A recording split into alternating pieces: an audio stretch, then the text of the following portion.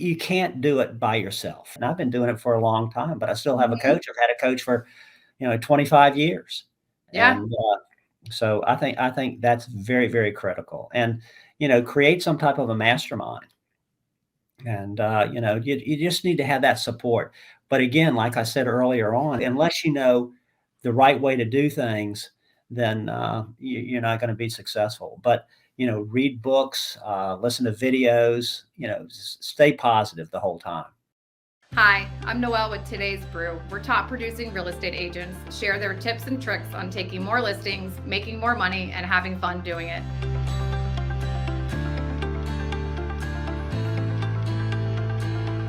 On today's episode, we welcome Richard Buckingham from Richmond, Virginia. Hey, Richard, how are you? Good afternoon. Good afternoon. I'm so happy to have you on. You know, I'm a huge fan of yours. Oh, you're awfully kind. Yeah. Let's let everyone else know all about you, though. How long you've been in the business? Well, I started back in the 70s, if everybody remembers back then. And I started off as a real estate agent and worked for a great company. But I got a partner, then we decided that we could do it better than they could. Okay. So for about 20 years, I had my own real estate company, and then all of a sudden, I got involved with selling some high end properties, and now I'm at Long and Foster. Yeah, Okay. All right. So, like 47 years, right? 47 years. Yeah, 47 years. So, lots of changes in that amount of yeah. time. What changed for you? I mean, you obviously are a go-getter because you went and opened up your own branch and had 55 agents. How has the business changed and from then to now? Oh, I think it's gotten so much better. And I remember years ago that, and my wife kind of kids me about it. There's a certain part in the Richmond area we have a river going through us through our city, the James River, Mhm. and south of the river is one part, and then the north of the river is another. And we would meet. There's a shopping center right by, and we would meet delivering contracts to the agents south of the river and north of, and we had exchanged contracts, at all hours of the night. I Now, know. it's just a matter of, I've got an offer for you and let's go over it, blah, blah, blah. And then all of a sudden they click, click, click, and you send it off and it's all done. So I know, I know. I've it's worked with been, clients I've never even met before, and it's all over online because they're moving from out of state, and you meet them yeah, when you meet them their house. yeah, exactly. I mean, so I think that part of the technology has worked fantastic. I started off with an MLS book, and every Friday it would be delivered to our offices, and everybody would. It'd be like the old Sears catalog, and we'd get it, and be, oh, let's see our new listings and everything. And then all of a sudden we evolved into the internet, and now it's just boom, boom, boom. I mean, so Mhm. everything has gotten faster and easier to work with. So I'm excited. I mean, it's so much easier to sell real estate now. Oh, absolutely. Yeah. So, okay, 47 years, you've bound to found what works for you and what doesn't work for you. Hmm. And are you doing mostly listings? Is that your goal? Well, that's a great point. Back then, I was doing a lot of relocation, Mhm. and so I would say 70% of my business was buyers, 30% was listings. And then when I got involved with coaching, they said, "Listen, you need to get more into the listing side." Mhm. And so I gradually moved over to the listing side, and now 75% of my business is listings, and 25% is sales.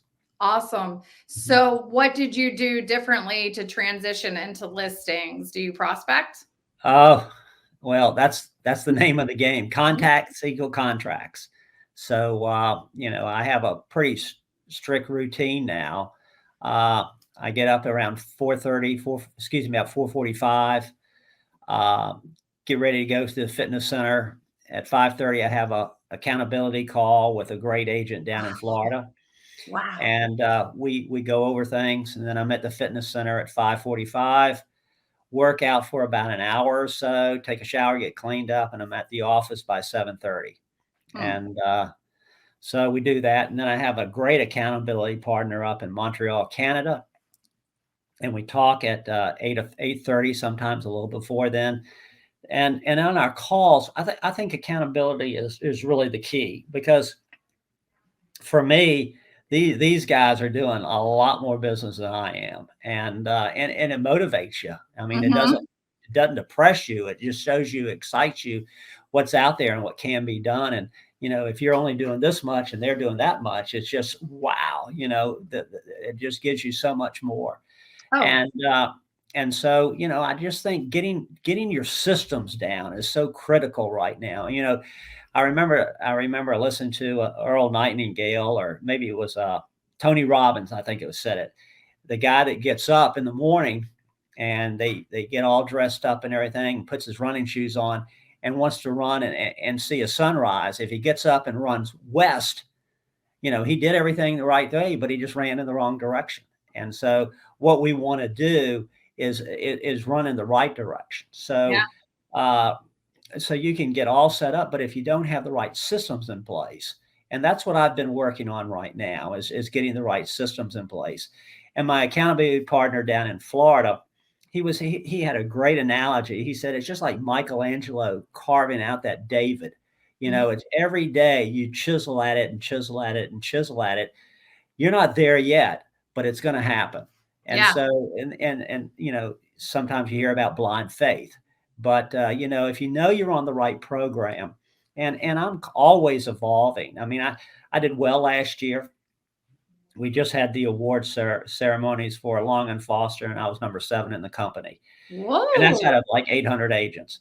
And so, but the thing of it is, eh, I mean, that was the past. Today you've got to work on the future, and so you can't rest on your laurels. You can't Uh-uh. spend what I did in the past and everything. Mm-mm. And plus, you know, I was with my coach, and he said, Absolutely. So yours starts off very early. I mean, that's really impressive. And that you're on the phone at 5:30 with an accountability partner before you even start the day. Um, right, they're more nuts than squirrels. So let's just kind of keep going and everything. And I mean, so what I do, I call the first thing in the morning. I call the expires. mhm. And then I call whatever for sale by owners that are out there. And for sale by owners, really, I think it's a great opportunity right now. I mean, if you know the scripts to say and you actually believe it, you got to believe it. But if you know the scripts to say, and then you can convert them. I mean, it may not be that call that day, but in your follow up and everything else like that, your lead follow up, you'll convert them. And then I'm when working on my database, and that's been a real struggle. I've Really? got a lot of people in my database, but I haven't called them. I sold them back in 2013, 2000, whenever, and I just kind of haven't there. So now I'm going back to my database. I'm calling them all. My coach is on top of me about follow up, follow up, follow up. I'm calling them, and I report my numbers. And like I said at the beginning, contacts equal contracts, and Absolutely. you have to come from you wanting to help these people. And if you come from it's all about me, it's not going to work. So you got to Mm-mm. work about coming to them and helping them. And how many people can I help today? Yeah. So how many contacts are you trying to hit daily? Well, what I've been hitting, the highest I hit was 43, In one and day? one day. And but I'm running somewhere around 15 to 25 contacts. So If do you have a team? no, it's just me. Okay. Okay. Um, So yeah, then you're very busy. Yeah, and I just hired my first assistant. I've had assistants in the past. I've had buyers agents in the past, but I just hired an assistant, and she's starting next Monday. Okay, cool. So, so if 25% of your business is still buyers, does that mean Buyers, does that mean that you're going out and showing them homes and everything? painfully. I mean, Are these buyers coming from your listings and just word of mouth? no, I do have the database, and some of the things that I've worked on is like universities that are here in the Richmond area, Mhm. and I have a couple of doctor groups I work with, And so they say, Richard, I've got this doc coming in, and will you show them around a little bit? So I show them around, and then they really, it's an easy sale. Mhm. And then they decide to come to Richmond, and I end up selling them a house. But they're pretty much higher end. I would say 7 to a million and a half is what You'll they take buy. those buyers anywhere they want. We'll work with them. We'll work with them. And then and I try to stay on the listing side. My average GCI last year was right around 16. Ooh, okay. Yeah. So what I'm trying to do is bump that up to 20, Okay. and that's an $850,000 sales price. So if I can get it up to that, that's my Mhm. goal. Now it's not going to happen, right away, but that's Yeah. something that you work toward. And How many transactions did you have last year? 40. 40. Okay. And mostly listings. Mm-hmm. 40 is fantastic. What was your biggest year ever? I was in the 50s, but I had an assistant back then. I think 53, 54. There was a company here in town, a big company here in town. This was years ago, and they closed in 2009, called Circuit City.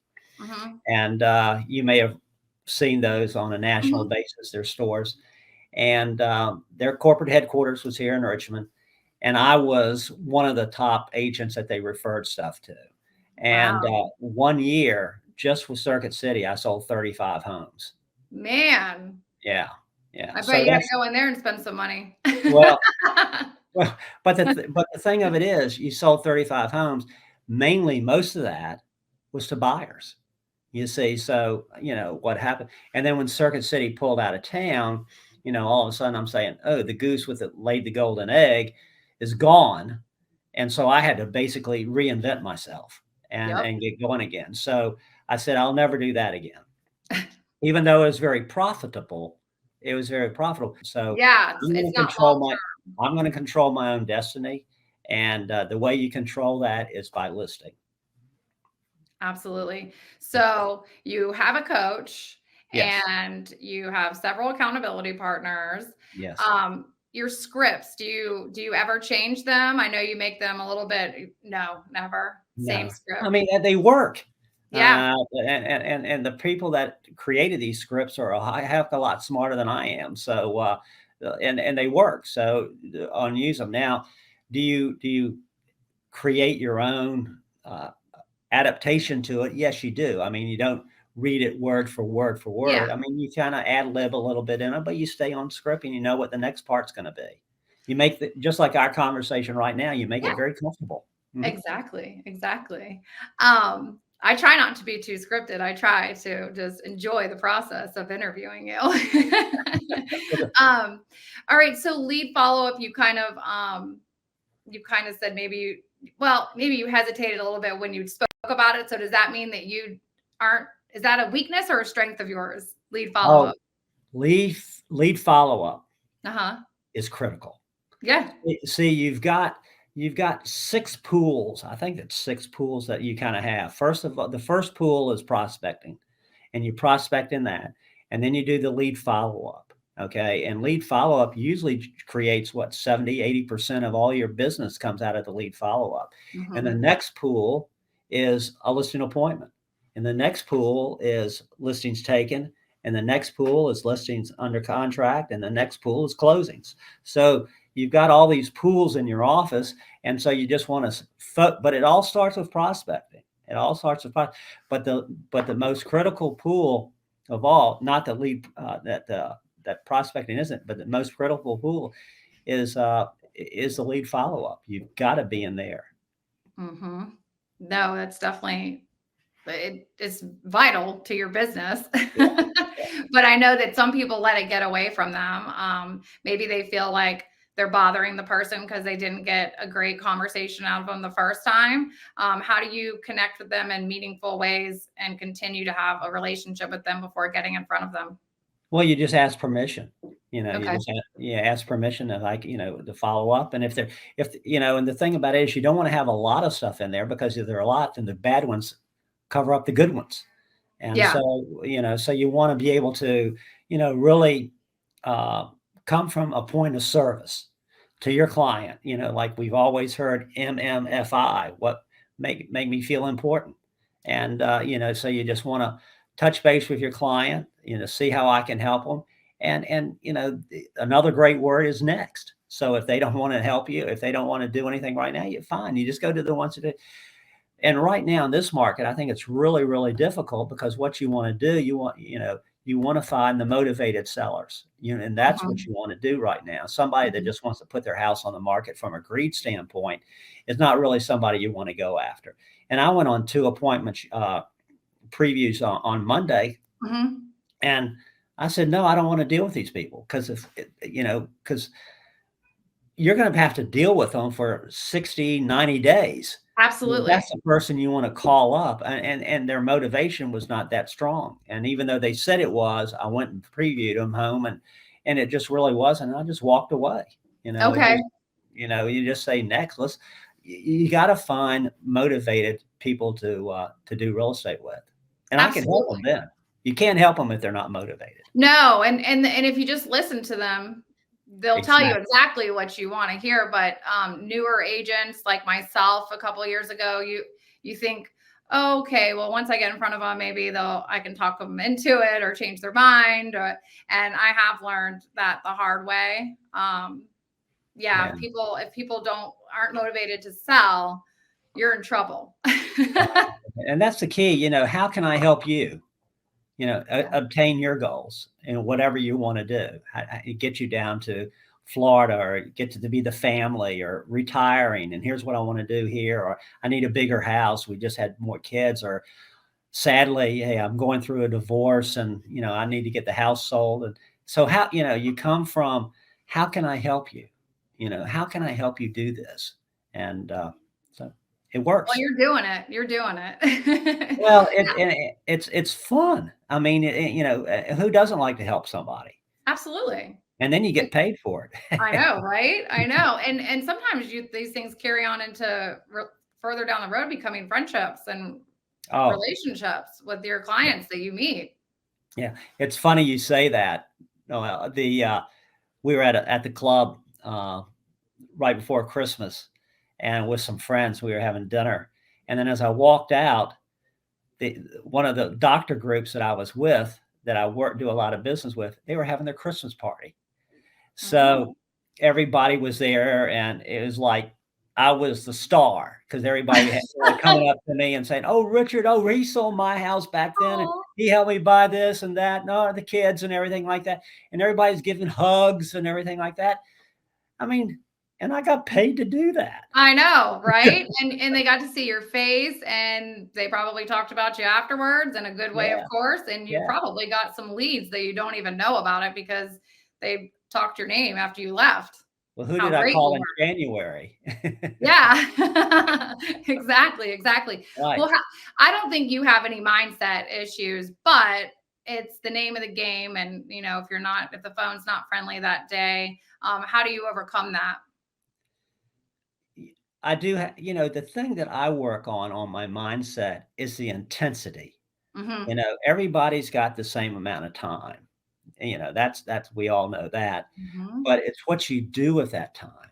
And, so I think that the intensity is what I'm working on. And, just like the pro football players or whatever like that, you need to have, to take it to the next level, and you're never at that level. I mean, you can always go to another level, another Mhm. level, another level. So that's one of the things that I've been working with, and that's why I have these accountability partners that just really work with me, and I see how they're doing it and fast and everything like that, and I'm saying, "Whoa!" So, you know, when I get into the office, it's showtime. It's Yeah. not playing with the computer or doing this or that. I mean, and so to make those contacts, and I'm averaging somewhere around, I guess, below 10 contacts per hour, and so I want to increase that.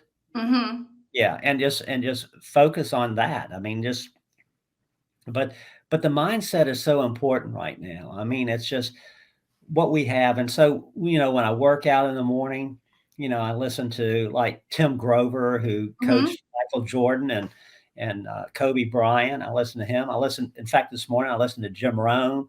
And so use that time to really, see how you can expand yourself and be strong and positive.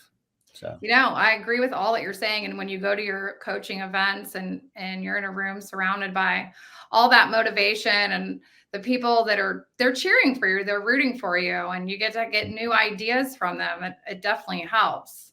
when you go to those things, I mean, your family. I mean, it's not like they're trying to trip you up or anything, and you always leave. We always call it the spike, whether Mhm. whatever the coach's name is. You've got that spike, and so it's you have that for the next week or two or everything like that. But if you continue it on with accountability and meeting other people and role play and doing all that, you're going to win the game. Absolutely. So, one piece of advice you would give to an agent that's become a little stagnant or complacent, what is it? Uh, you can't do it by yourself. You can't do it by yourself, and we all need help. We Hmm. all need help. I mean, Michael Jordan, he was the top basketball player, and he got Tim Grover to help him out. And so we all need help. We all need a coach. So I would say get a coach. Okay. And I think just people know how to do it. You just have to have that reinforcement and everything else like that. And I've been doing it for a long time, but I still have a Mhm. coach. I've had a coach for 25 years. Yeah. And so I think that's very, very critical. And create some type of a mastermind. And you just need to have that support. But again, like I said earlier on, is that if you want to do all this stuff and then you wake up in the morning and want to see a sunrise, you can't put all your gym clothes on and run out and head west. You'll never see it. You got it. So unless you know the right way to do things, then you're not going to be successful. But read books, listen to videos. Stay positive the whole time. Keep educating yourself. That's right. That's right. Yeah, yeah. Yep. Yep. Well, you never want to be the smartest person in the room. Well, if you are, you better get in the wrong you're in the wrong You're in room. the wrong room. Yeah. You need to grow. Like you said, Yeah. you sit here at these events and you see what these people are doing, and you're like, I want to do that.